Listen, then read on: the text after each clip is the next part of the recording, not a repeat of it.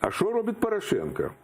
Я ж вот этим всем так званым борцам с коррупцией, грантоедам, Егору Соболеву, Ляшкові, декому із этих самих, із Батьківщини я дзвонив, порушуючи, будемо так говорити, зобов'язання судді Конституційного суду. Звонил, я уже открыто сегодня говорю. И говорю, не принимайте закон по Национальное бюро, не бюро расследования, антикоррупционное, вот это вот, НАБУ. Не принимайте закон в той редакции, где вы расширяете повноваження президента тем, що він повинен призначати шефа НАБУ. Не делайте этого. Меня не цікавлять інші норми закону, я їх не аналізував. Но то, що я чую по радіо, як ви там говорите, це антиконституційно. Чому антиконституційно?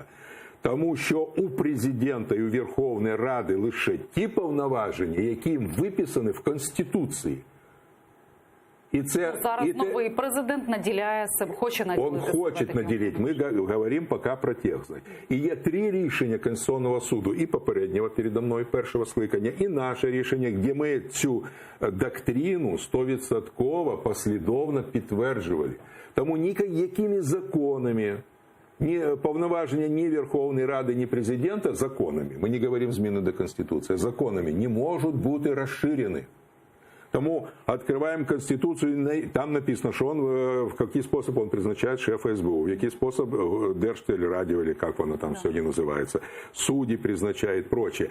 Але найдите мне, где написано в тексте, что він призначает Ситника або Трубу. Там такого не написано. Так, то не їх назначали... Не, назначал президент. А у нього таких повноважень нема. Я ж всім їм ставив питання. З часом Конституційний суд може скасувати закон про НАБУ? Звичайно. І от цю норму. Норму про, я не знаю, інші норми я не аналізував, но норму про призначення я аналізував. Вони всі в неконституційний спосіб призначені. Тетяна, знаєте, які наслідки негативні? От умовно, я завтра, якщо б я був адвокат, я не адвокат, їду в Страсбурзький суд. Умовно захищати будь-якого Гладковського, будь-якого корупціонера. Значить, якщо по ньому матеріали готовила НАБУ.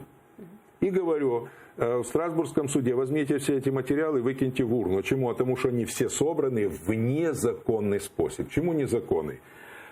Неконституційно призначений шеф НАБУ формує себе апарат, а він не має права на цей апарат. Апарат збирає докази. В Кримінальному процесуальному кодексі є 2 статті, 2 норми. Докази повинні бути допустимими і належними. Якщо ці докази збирає неправильно уповноважена особа, вони є недопустимими, є упередженими. Таким чином, навіть що ці всі докази зібрані з порушенням цих 2 приписів... Зараз щось можна змінити? Зараз можна змінити. Наприклад, я їм говорив тоді, що вони говорять, а кому ж дати? Я говорю, кому угодно.